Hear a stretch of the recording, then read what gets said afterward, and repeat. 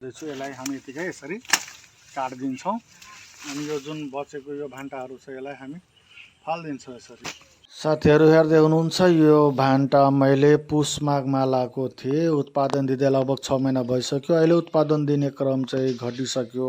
अब यसलाई कसरी के गर्ने भन्ने सोचमा हुनुहुन्छ भने आज फेरि पनि तपाईँहरूलाई सबैलाई नमस्कार छ। अहिलेको यो जुन अब असार लगभग 21-22 गते भइसक्यो। अब तपाईँहरूको बारीमा पनि सायद यस्तै यो भान्टाको बिरुवाहरू यो लगभग मान्छे जतिकै हाँगा अब यतिको हाइट भइसके पछाडि अब यसलाई के गर्यो भने अब उत्पादन दिने क्रममा अब उत्पादन पनि घटिरहेछ। हेर्नुहोस्, एउटा दुईटा तीनटा चारवटा अब यतिकोले भएन।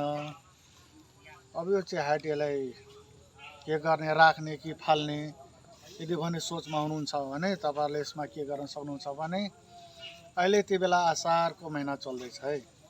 यसमा चाहिँ अब तपाईँलाई अब फलै नदिइसकेपछि राख्ने कि फाल्ने भने यदि सोचमा हुनुहुन्छ भने तपाईँहरूले यसलाई के गर्न सक्नुहुन्छ, एउटा प्रुनिङ भन्ने हुन्छ, एउटा काटछाँट है। काटछाँट गर्दाखेरि के गर्नुपर्छ भने जुन यो जतिको हाइट छ नि, यो जतिको अग्लो भएको छ यसलाई हामी सबभन्दा यो जमिनको भागदेखि लगभग एक हात अब यतिको राखेर बाँकी हामी सबै हाँगालाई काटेर हटाउँदाखेरि यो के हुन्छ भने फेरि यो नयाँ पालो आएर नयाँ बिरुवा निस्किन्छ। यसमा फेरि उत्पादन।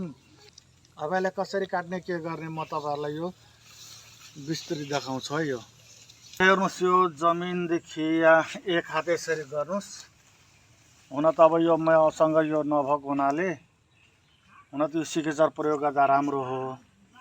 अब मसँग नहुँदाखेरि यो यतिकै अब आफ्नो घरमा भएको दाउला युज गर्दैछु। यसलाई हामी यतिकै यसरी काट्दिन्छौँ अनि यो जुन बचेको यो भान्टाहरू छ यसलाई हामी फाल्दिन्छौँ यसरी हामी फाल्दिन्छौँ।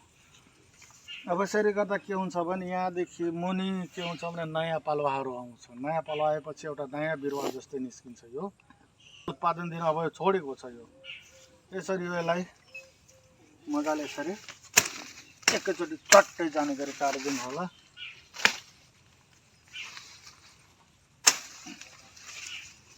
यसरी ठ्याक्कै एकै कटमा चाहिँ मजाले यो कट्ने गरी चाहिँ हालिदिनु होला। यो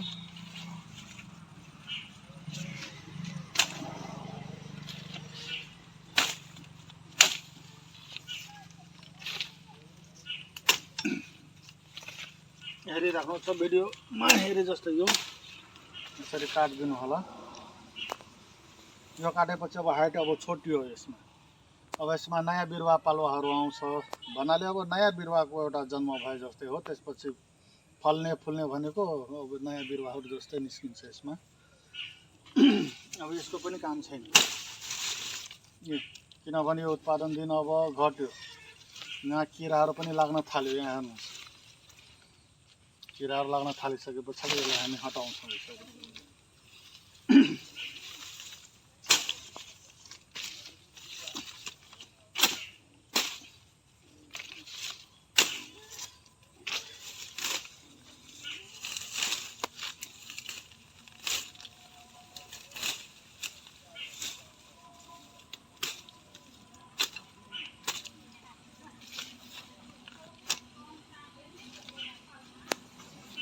हेर्नुहोस्, अब बिरुवाको अवस्था अब यस्तो भयो। अब यसमा हामी फेरि यसमा गोडमेल गरेर फेरि मलसल हाल्नुभयो भने यसबाट अब यो साइड भयो नयाँ पालुवाहरू यसमा धेरै निस्किन्छ। र यति गरिसकेपछि के हुन्छ भने एउटा नयाँ बिरुवा जस्तो यो उत्पादन दिन थाल्छ। यो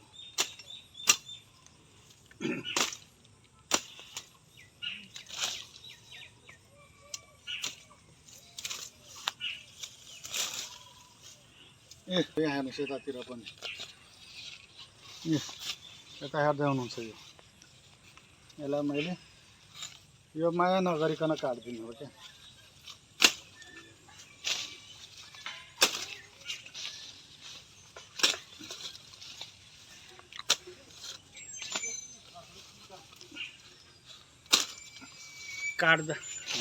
यो काट्दाखेरि लगभग जमिनदेखि एक हात यति भन्दाको माथि सबैलाई कटिङ गरिदिने, काट्ने, यसबाट अनि फेरि नयाँ बिरुवाहरू निस्किन्छ अथवा नयाँ पालुवाहरू निस्किन्छ। फल पनि निकै नै राम्रो लाग्छ यसमा।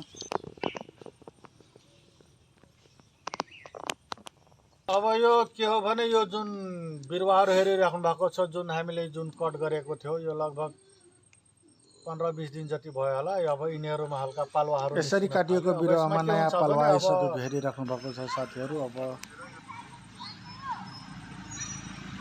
साउन भदौतिर यो चाहिँ अब फेरि नयाँ बिरुवा निस्केर एउटा उत्पादन पनि दिने हुन्छ। त्यसले गर्दा यसरी तपाईँहरूले पनि यो कटिङ गर्नुभयो भने, जसै मैले जुन गरेँ यसरी कटिङ गर्नुभयो भने फेरि पनि यसबाट तपाईँहरूले उत्पादन लिन सक्नुहुन्छ। त्यसले गर्दा पहिले त हाइट धेरै थियो, पछि फेरि हामी काटिदिएपछि अब एउटा नयाँ बिरुवा जस्तो यो निस्किन्छ क्या। यसैबाट अब यो फुलहरू फलहरू चाहिँ लाग्ने हुन्छ।